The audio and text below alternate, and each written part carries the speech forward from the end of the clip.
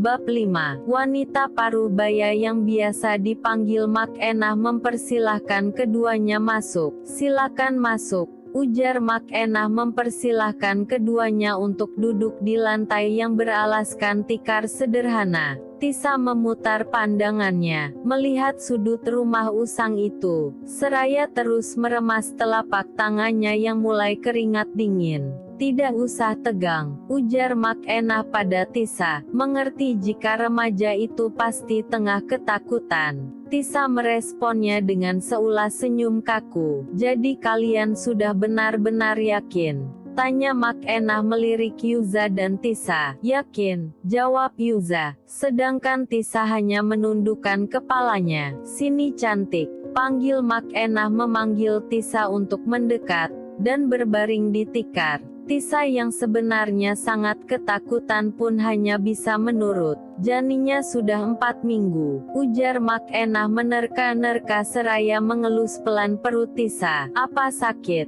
Tanya Tisa dengan wajah yang sudah memias. Sedikit. Tahan ya cantik, balas Makenah menenangkan. Kamu tunggu di luar saja, ucapnya pada Yuza. Yuza pun berdiri dari duduknya. Ekor matanya melirik Tisa yang sangat jelas terlihat ketautan. Apa ada resikonya? Tanya Yuza. Resiko? Makenah mengeritkan dahinya. Maksud saya apa semua akan baik-baik saja? Tanya Yuza yang entah mengapa merasa khawatir. Resiko pasti ada cah bagus. Apa pernah ada yang meninggal setelah diaborsi? Makenah mengangguk. Tenang saja, asal si cantik siap semua akan baik-baik saja, sambung Makenah. Tapi ucapannya justru membuat Yuza khawatir dan Tisa semakin ketakutan. Aku tidak mau diaborsi. Tisa bergegas bangun. Tenang cantik. Tenang ya. Makenah berusaha menenangkan. Kamu keluar saja, ucapnya kembali pada Yuza yang masih diam mematung. Tisa yang semakin ketakutan pun bergegas berdiri dari duduknya. Aku tidak mau diaborsi. Tidak mau, aku takut, ujar Tisa menghampiri dan memeluk Yuza. Yuza melepas peluknya. Lo harus tetap diaborsi, bayi ini akan menghancurkan masa depan lo, bujuk Yuza. Tahu jika selama ini Tisa memanglah murid berprestasi di sekolahnya. Benar cantik, kalian masih muda, masa depan kalian masih panjang, timpal Makenah. Tenang ya, semua akan baik-baik saja. Menghampiri dan menuntun Tisa untuk kembali berbaring, lalu meminta Yuza untuk keluar. Tisa kembali berbaring, melihat Makenah yang kini berdiri dan pergi ke arah dapur. Kamu minum ini dulu ya, titah Makenah yang kembali dengan membawa segelas jamu dan memberikannya pada Tisa. Ayo diminum, supaya tidak sakit, bujuknya.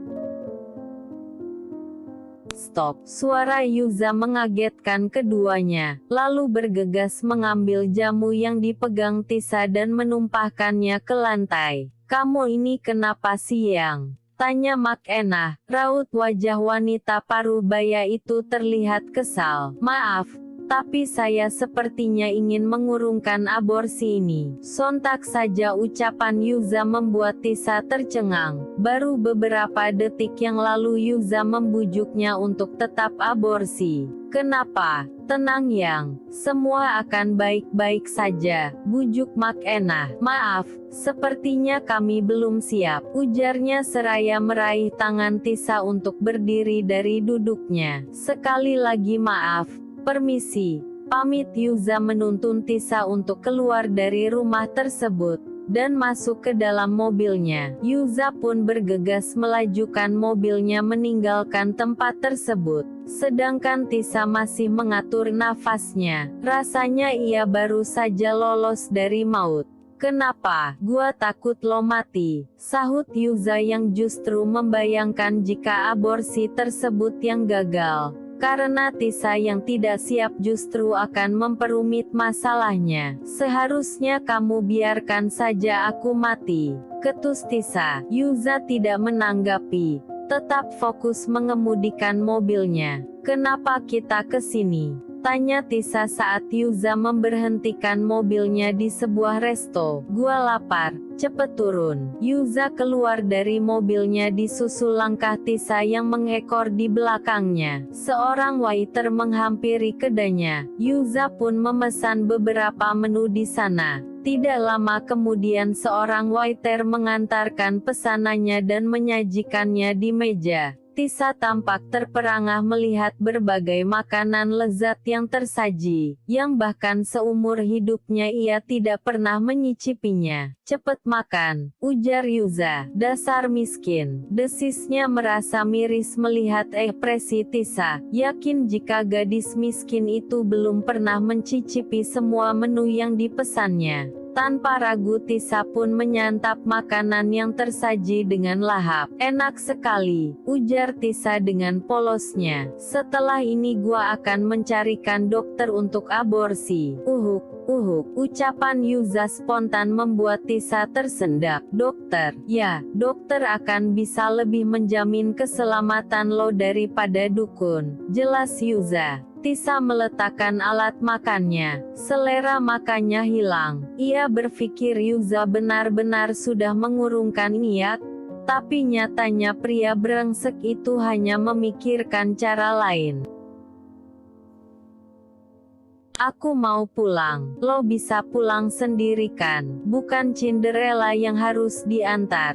Tisa yang geram pun beranjak dari duduknya, keluar dari resto tersebut tanpa berkata apapun. Sementara di rumah Ibu Desi terus menunggu dengan gelisah di teras rumahnya. Tisa, kemana kamu? Gumamnya. Hari sudah hampir gelap tapi Tisa tak kunjung kembali. Ibu Desi pun masuk ke dalam rumah. Ya ampun, kenapa kamarnya berantakan sekali? Ujarnya melihat pintu kamar Tisa yang terbuka. Ibu Desi bergegas merapihkan kamar putri kesayangannya itu.